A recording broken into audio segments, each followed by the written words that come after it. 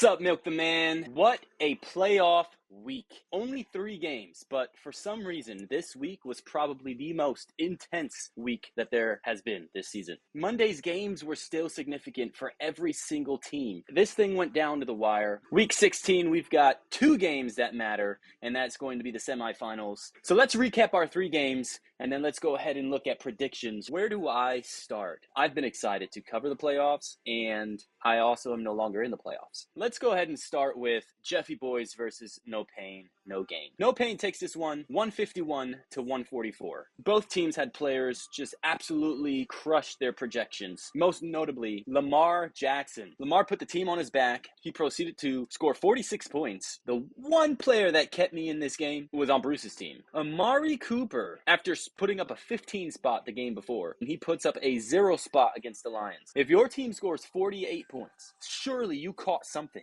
I just have to give an ode to my team. They performed very well. Unfortunately, a 7-7 team beat a 9-5 team. What can we say? Anything can happen in the playoffs. These 7-7 teams are not going anywhere. So congratulations, Bruce. You surely did put on a show. You're moving on. And we're moving on to White Boys versus Better Call Hall. White Boys could not muster up 92 points. Unbelievable. Here's a fun fact. Tate has never scored less than 100 points the entire season. The first game of the playoffs, he scores 81, and Better Call Hall takes advantage of it. Better Call Hall knows that he shouldn't have won this game, and Tate should have won. For some strange reason, 92 points is enough to win a playoff game. It's funny because the playoffs pits the best teams together. This game was decided by 11 points, and neither team scored more than 100. Crazy. Better Call Hall, this guy had literally 3 players on his starting lineup score 3 points each. You look at Tate's team, and even Cooper Kupp scored 0. But we've got the better team moving on. Better Call Hall. Welcome to round 2.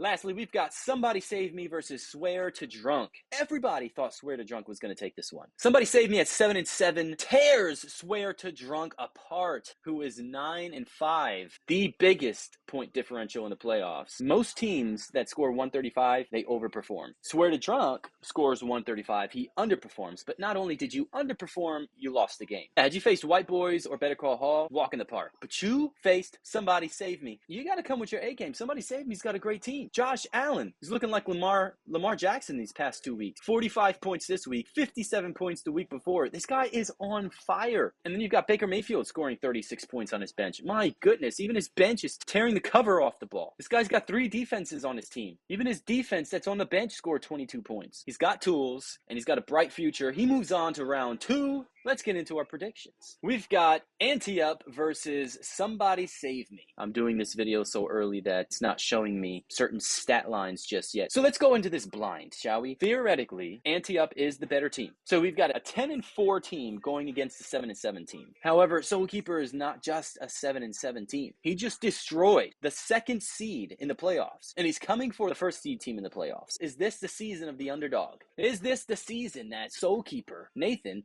gets his first championship ring? 'Tis the season. Let me remind myself who's on Ante Up's team here. He's got the number 1 and the number 2 running backs in the league on his team. Ante Up's got weapons on his team. If I'm going to be quite fair, not bias the underdog story, I think that Ante Up is going to take this one. Josh Allen has to put on that Superman cape yet again. It was a great season by Soul Keeper. He came from the bottom of the barrel to now near the top of the world. And last, we've got Better Call Hall versus No Pain, No Gain. When it comes down to momentum, 2 weeks in a row now that Better Call Hall has not scored more than 100 points. Is Better Call Hall going to break through the coffin? No Pain, No Gain is certainly not going to underwhelm. If anything, he'll put up another 150 spot. I'm going to go ahead and predict that No Pain, No Gain is going to Lamar Jackson is going to take his team to the championship. Either way, we're going to have a 7-7 team in the championship game. It'll be an Ante Up versus No Pain, No Gain championship. Don't disappoint us, boys. Put on a great performance. Thanks for watching.